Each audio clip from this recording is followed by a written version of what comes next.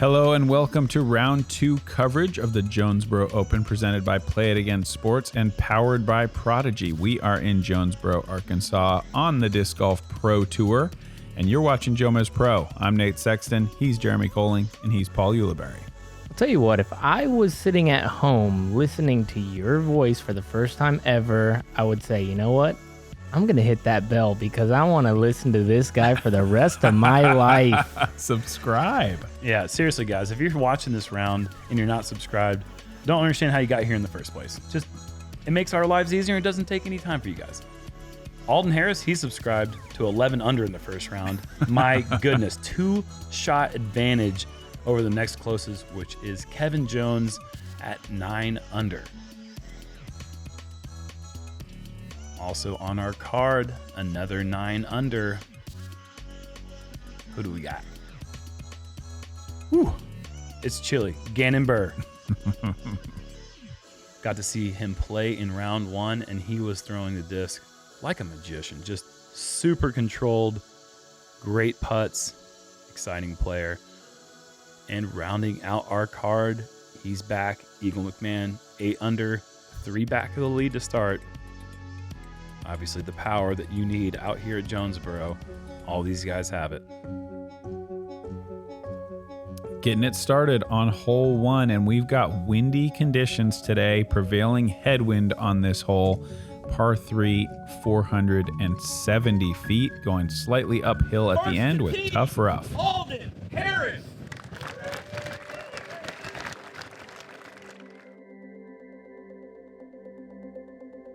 I'm Alden Harris from Woodstock, Georgia. I've been playing disc golf for 5 years now. The first time I played was my dad had a gift card to a sporting goods store and he wanted something to do with me and my brother in the yard. Well, when I first found out about it, I wanted to play every day. I went to the field, threw my arm out every day, trying to get better. I played amateur for about 2 years, and then when I won the 2018 Junior United States Championships, I started playing in the local pro division. Once I won Music City a couple years ago, that's kind of when I felt like I was good enough to play on the tour.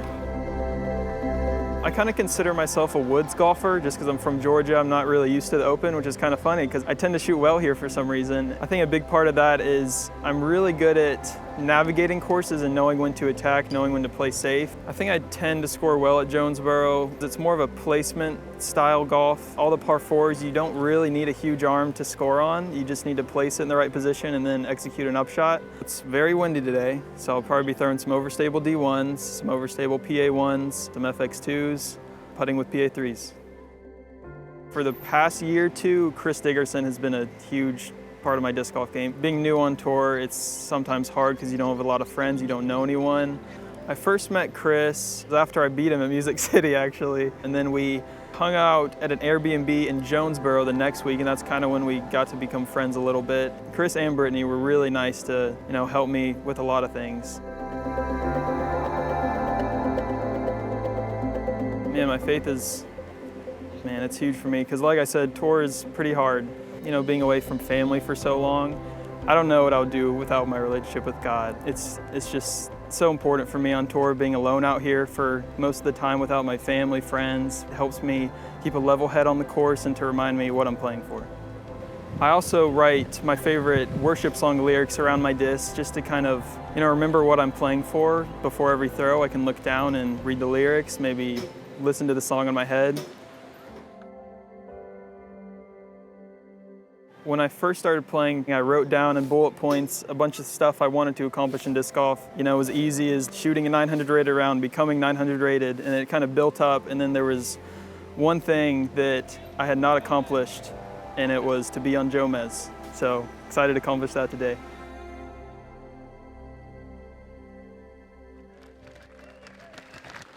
Five years of experience. I feel like I've known him for 3 years. Got good quick. Got good really quick. And first time on Jomez, this is going to be exciting for you guys. And really just a testament to how deep our tour is. The guys that we are so familiar with just haven't even been on Jomez yet. There's so many people that are lurking in the masses of the Disc Golf Pro Tour these days. Kevin Jones. And what a way to get there for Alden. 2 shots clear. Earn your way onto the card. That's big. Really, really impressive first round.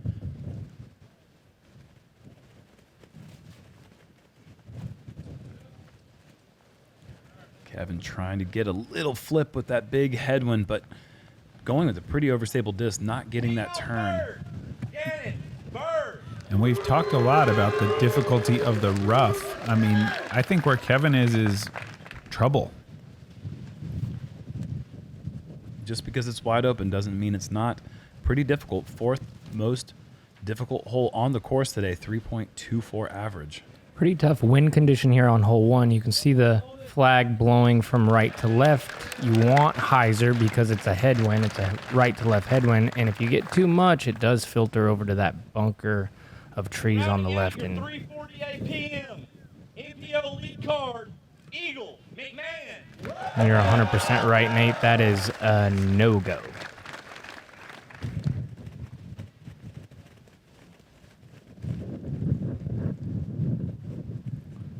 This was a hat turned backwards type of headwind for most of the day. And Eagle is getting that turn, not enough height to get all the way there. Be a difficult putt to run with that huge right to left headwind. Let's see what Kevin's got from the rough. Yeah. Nice. He didn't get buried behind that as badly as I thought he might have. Not too difficult for him to jump putt out of there. Yeah, Eagle's not even putting, smartly laying up and doing so on the right side of the basket, allowing him to have an ultra easy tap in.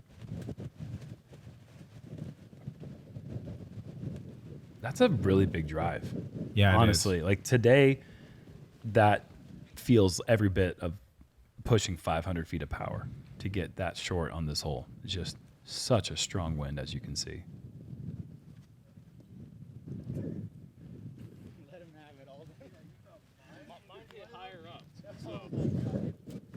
Kind of a good sit there for Gannon. It can very easily hit that koozie and roll down that steep slope. It's amazing how much rebound those little cushions under the basket have sometimes. I feel like they're there and they're going to absorb all the speed, but it actually kind of kicks back pretty hard. 6 birdies on the day. Wow. Pretty impressive. That's kind of a lot. Is that honestly. more than you thought there'd be? I guess that's about right, but it's still kind of a shocking number to hear. Right. I mean, it's so few, but I wouldn't have guessed 20, that's for sure, because that wind was brutal. Yeah. I love this view of 2 right here. You can see all 820 feet downhill to start, around the blind corner. Then you got to push uphill under the low ceiling, keeping in mind there is a OB line on the left side. One of the good things about the wind, if there ever is a good thing in disc golf about the wind, besides tailwind, is it dries the course out. So Yeah. this, not that great, but that's manageable to save the par. Yeah, he's not going to be behind any trees or any bad rough spots. But typically with this headwind, really good drives like land in that perfect spot down there where it's really moist and very muddy. Kevin, he's going to try to get as far left as possible while still getting some distance, but wow, that thing flipped up and turned over. And Kevin really is good at throwing those hyzer flips. That fooled me, though. Could have easily caught that right stuff and gone straight down. So that's, or left stuff and gone straight down. That was, I would say that was a good break. And first time noticing that this being a Prodigy event, pretty fitting that 3 players on our card are sponsored by Prodigy. That's got to make those guys down in Georgia feel pretty good.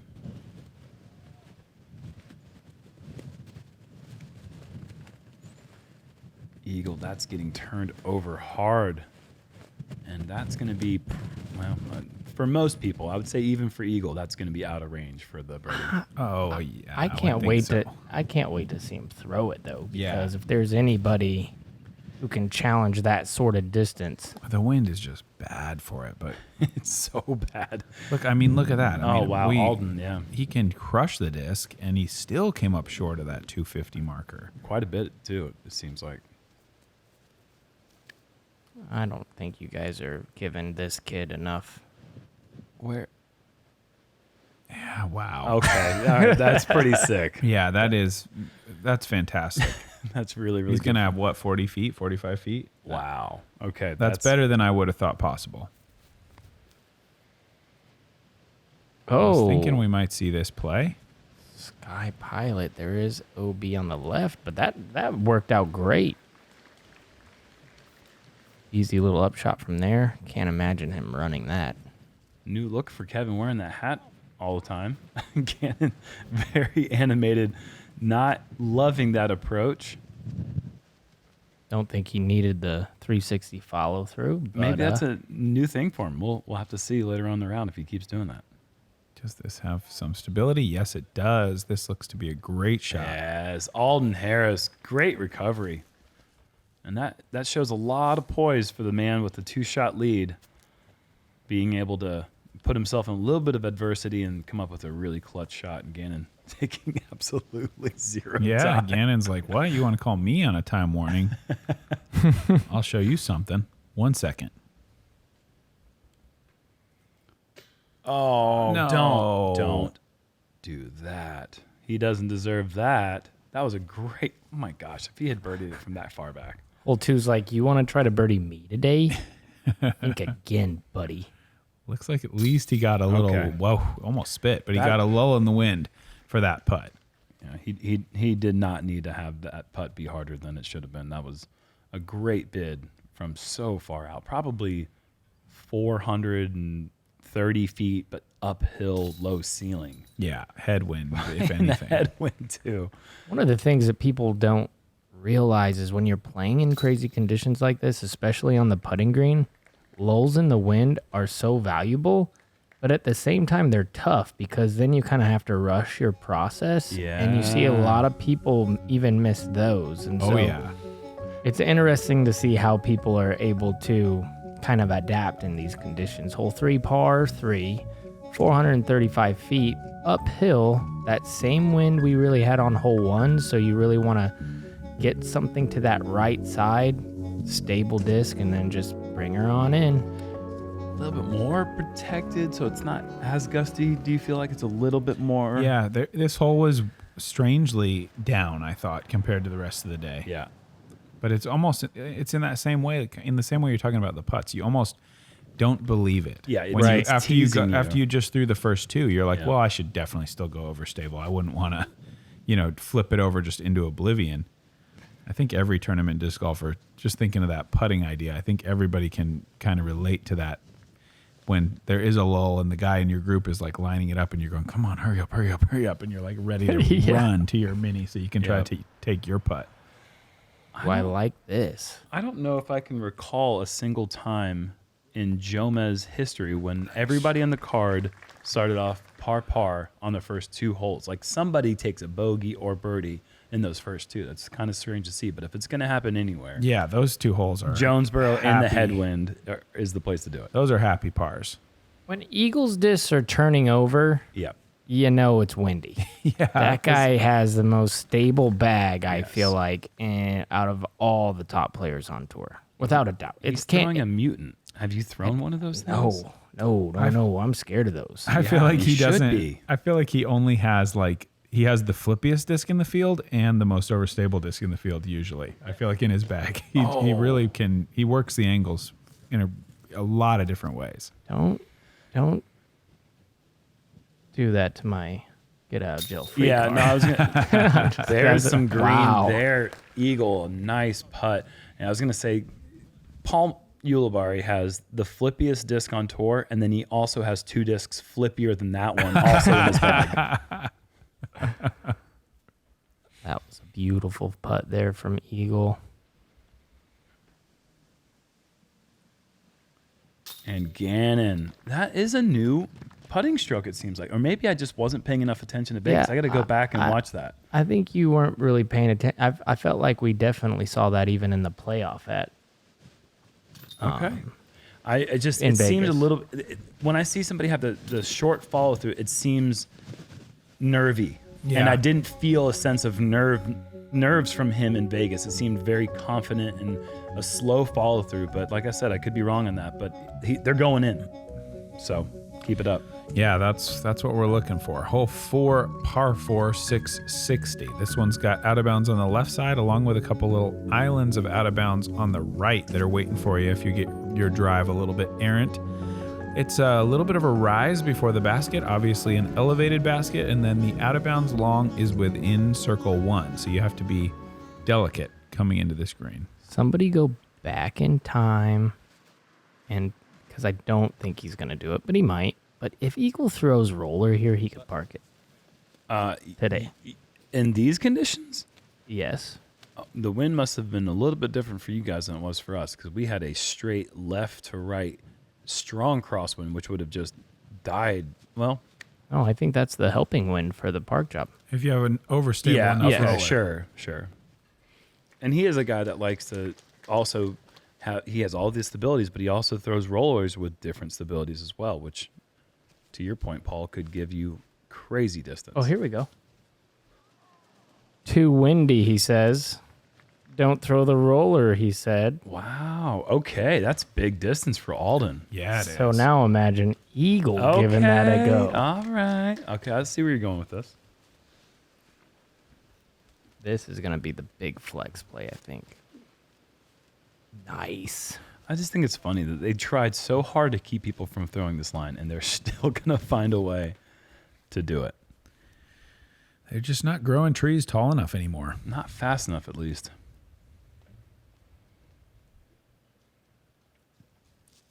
Eagle's going to have to earn another outside the circle birdie. That's a scary putt to run with OB within 28 feet behind the basket to the elevated basket. Very touchy upshot here. Easy to go deep. Easy to leave it short. And this is the Goldilocks approach. It's looking pretty good. Yeah, I think this is so tough because it has the rise in front where you can't get the distance read all the way. You can't see the base of the tower. And so you don't want to be short, but then behind the tower, it's dropping away. Yeah. So then you can run long. It's a really good, I think it's really good course design because it's subtle, but it's really tricky. Kevin Jones figuring it out there with the approach. That is parked. Slow Alden's down. going to be fine. Fine. That was nice. If that had any more bite to it at the end, that probably would have stood up a little bit, maybe gone out of bounds. Oh, boy. Nice. Slowed down quickly. Cannon's leaving himself at that distance. It's just so stressful. But that looks like the flag's not doing much. There you go. And that's what 200 putts a day of practice will get you? Minimum. Minimum. That's on an off day. 2 good birdie putts in a row now for Gannon. See if Alden can get on the board. He can.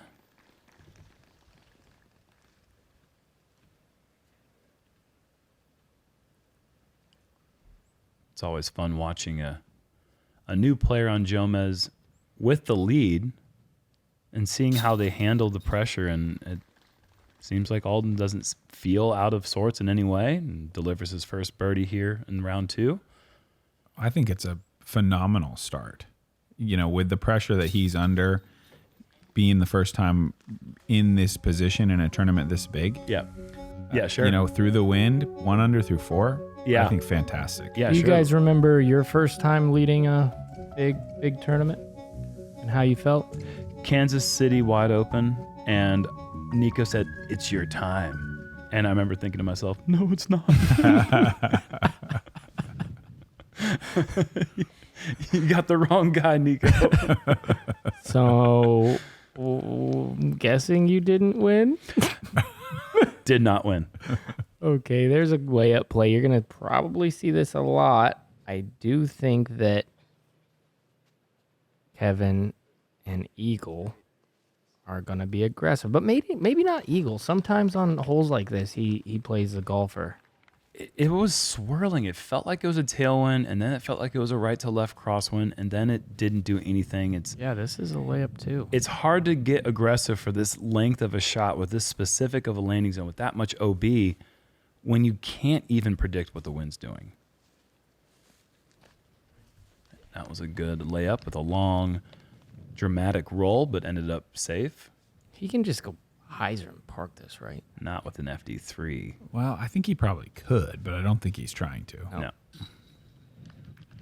I don't know. He's going 20%. That's enough distance for Eagle to get there at 20%. But no, this time comes up a little short, but those are all 4 good drives.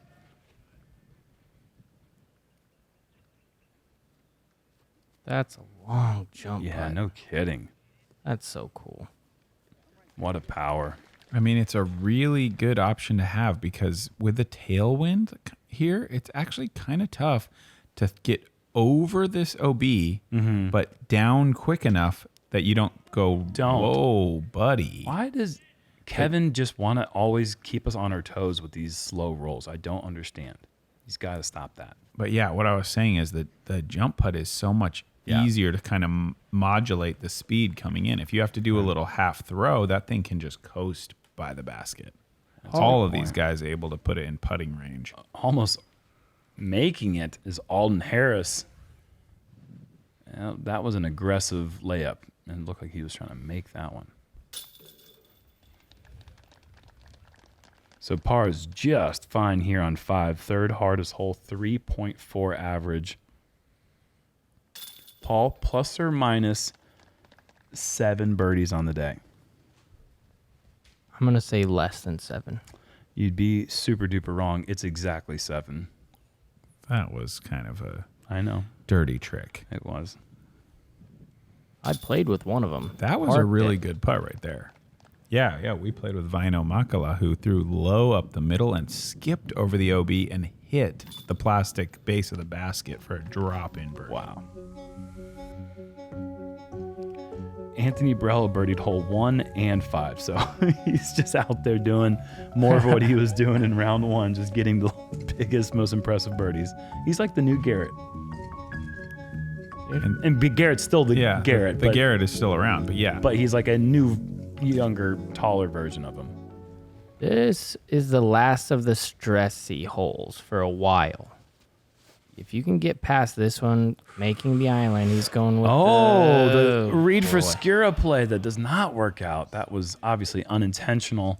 Just smacked down out of the hand. But I was going to say, all of these guys have no red on their card. You get past this one, and it kind of lets you have a little break, you know? This is a great play. I like this. Super overstable force over. So overstable. when that came out of his hand, I did not like it. But then so quickly, the angle adjusts, and he's parked.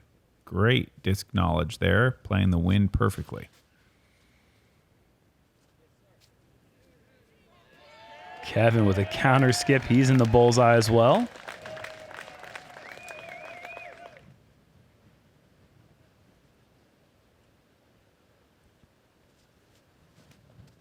Eagle. No way. And that is the mutant. If any disc is overstable enough to do it, it's that one, but that just didn't ever have a chance. This is not a gimme up shot right here. No, it is not. We have seen. Whoa. That's OB, isn't it? Oh, it's just. Oh, it's OB. No. It is OB. What? Out of the little gate. What does that mean that he? I assume he gets to Go where he advance, left. No, he has to read. But I'm not sure. No, he might. You're right. You have to establish yourself on the island. Yeah, I think. Or maybe there's a progressive drop. Okay. Can I still play provisional? Or do I have? What's the rule state? I can't. All right. So he makes it all the way across the bridge and has to go all the way back to throw again. And the best he can do now is 6 unless he dunks this. And nearly does, but man. Well, it's good to see that he at least raised his hand and acknowledged the crowd. I mean, a lot of people would be like, "Why would you clap for me right now? I'm about to take a triple bogey." But you know, that's tough. Now, not to throw any shade at the card, but you can always play provisional, always and forever. Yeah, for sure. Yeah, but I think it was pretty crystal blatant. clear when they were reading the rules. Yeah. Triple bogey. That's going to bring Gannon to 1 over par for the round. doesn't take him out of it, as we saw yesterday with Macbeth. He had the double-double back-to-back on 5 and 6 and ended up shooting 7 down for the round. But man, that's going to really sting. I know that's a dog, but it looks like a beetle is coming at us at 100 miles an hour. I'm just going to say it. It does. Hole 7 is a par 4. New tee pad is down the hill and back about 50, 60 feet, which makes this tee shot so much longer to get into position. Players are either going to play this Anheuser shot that Alden's going with, or try and going right of that initial tree with a lot of hyzer. Wow, that really went right. So far out of position there. That is a very difficult angle to get that second shot around the corner up to the green. Yeah, he's going to have to try to play that crash shot through the right side. Kevin, Doable, though. With all the hyzer flip power of anyone on tour, just goes huge shot, and that's up by that big tree that you want to get a drive near. That was a great shot from Kevin. And this was a 20% Oh, boy. effort. That's just going to be I mean, perfect. Our catch cam guy is out of position long. Like, he is longer than you can throw, and Eagle nearly got it to his feet. Am I noticing a similarity between Eagle's form and Gannon's form right now? Or is it just me? I wasn't paying enough attention, but I now I think- will start now. I think you are certainly to answer your question. You seem like you are noticing it. I am noticing. That's the question you ask. Am I noticing it? And I would say yes. Are you noticing? I'm gonna. One I can see what you're talking about. with that kind of very effortless distance. Oh, that I agree with 100%. Gannon does not have enough anhyzer to keep this thing down the middle. It is within 45-ish, but it probably is on the wrong side of the fence, so you might have an awkward look at the putt.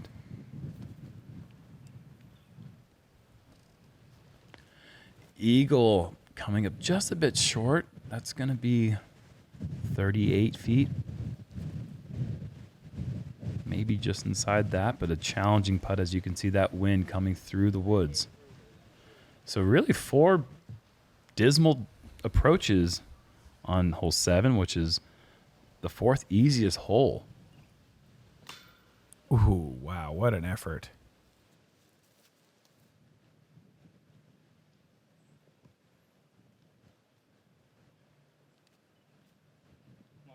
Alden, a good-looking floaty run, but in the end, left and high. And Kevin is left. And now the only player on the card with a chance to take a birdie on this relatively easy par 4 is Eagle, but he's going to have to make a good putt to get that. And he makes good putts for a living, so Eagle McMahon taking down the nice birdie. That's interesting. Eagle makes good putts for a living, and I make bad putts for a living. Yeah. We I have mean, the the same operative job. word is make.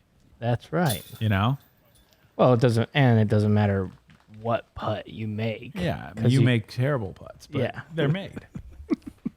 I just produce putts. I'm not going to talk about the results one way or produce the I other. lots put a of putts. value judgment on my putts, all right? I'm not going to make any kind of value statement. I I'm putt just a going to lot. say they're in.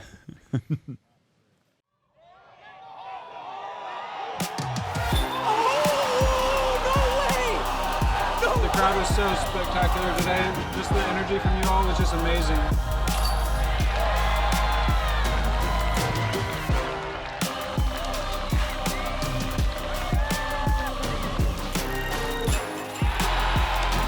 I love you, Oregon!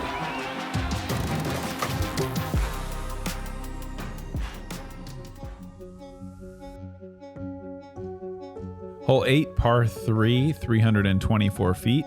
Downhill initially and then back up on the other side. And it's just tucked around that big tree.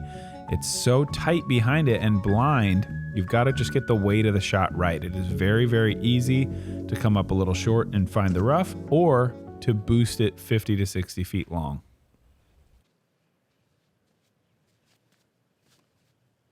Eagle, this looks, well, I don't know anymore with him I felt like short. I think you did too, Yes. with that much height and that much hyzer. I like the high spike hyzer instead of trying to drift a normal looking forehand here because it's easy to go long and left with just the normal shape of a forehand.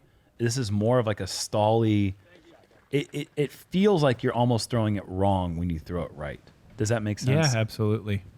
Now let's talk about the dime piece he just dropped in the circle right sweet there. back. Backhand. So hard to Oh do my that. goodness, that Yeah, good level point. of difficulty is a 9 out of 10 on this hole.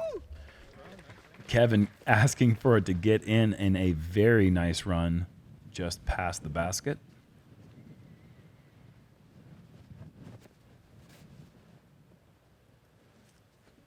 See, that's like the normal looking forehand. And look where that gets you. Edge of circle. See, that looked good out of the hand, but it didn't look sawed off early. And that's... So Eagle, I think he had the right idea, just didn't have the power. And that could just be a product of him still being not 100% with that forehand, getting back to it, getting that strength back to the shoulder. Somebody did ace this round one. Yeah, I totally forgot to mention that as Gannon. Oh, what a good step putt that was. Just solid with that tailwind uphill. Got to give a shout out to Aaron Goose Gossage.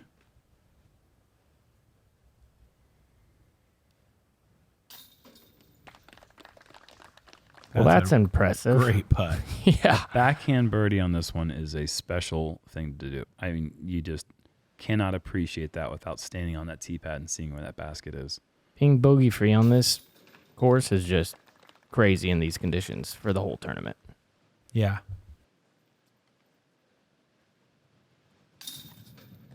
The wind is absolutely ripping, and it's just not letting up either. It's pretty crazy that all we've seen is just that one really bad blow up.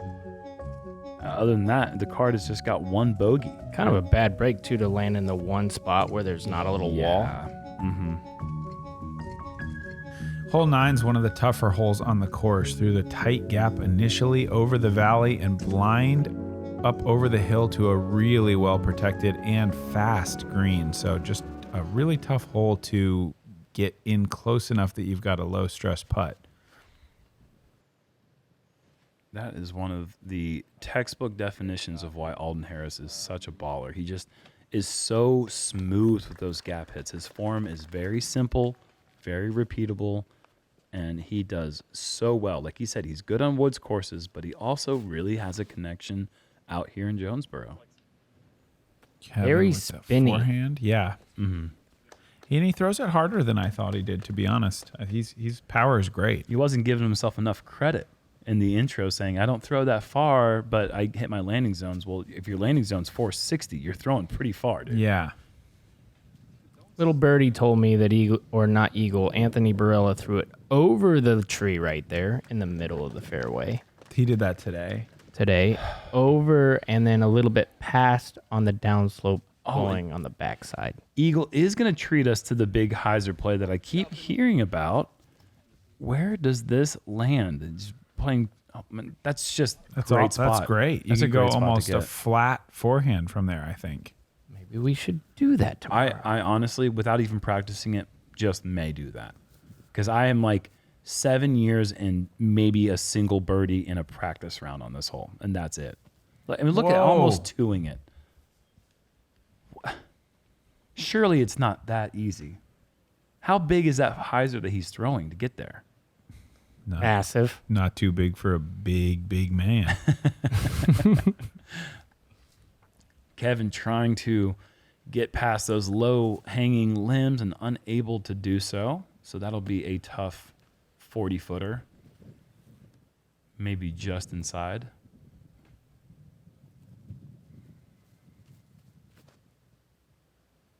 Eldon's going to throw a little spinner right through there. Too much spin to... Oh, man, I was going to have a good call there, but Then tree blocked him out and... Chainsaw right through there. Nope. Nope.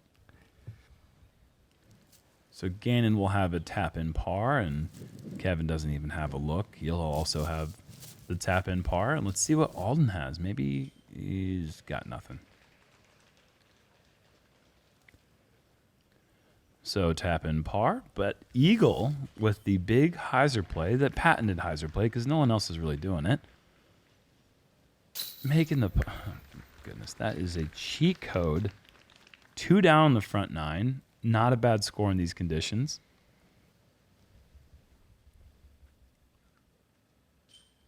Losing 1 stroke to the current leader. Before we get to the end, what is the hot round on the front 9? Take a guess. 4, 5, 6. I'll take 5. Let's see. What is the hot round? Looks like 5. 5. Joel Freeman. Okay. Joel with the Calvin Heinberg. Okay. Calvin Heinberg was a 5 as well. Yeah. You know what? You guys are calling out the eyeballs. It's a small screen. Eyes aren't that great anyways. 5 looks like 6s to me anyways. But that's a good score. Calvin Heinberg doing what he does out here in Jonesboro. Joel Freeman just always in the mix. Doesn't matter what type of course it is. He is a absolute stud in these types. Long thrower. See if he can keep up that good play. Maybe we will see him last round on Jomez. Look, the story for me right now, Alden Harris is not backing down. He, not that I expected him to, but man, I mean, he's leading the card right now in this second round. He is bogey free to this point for the event.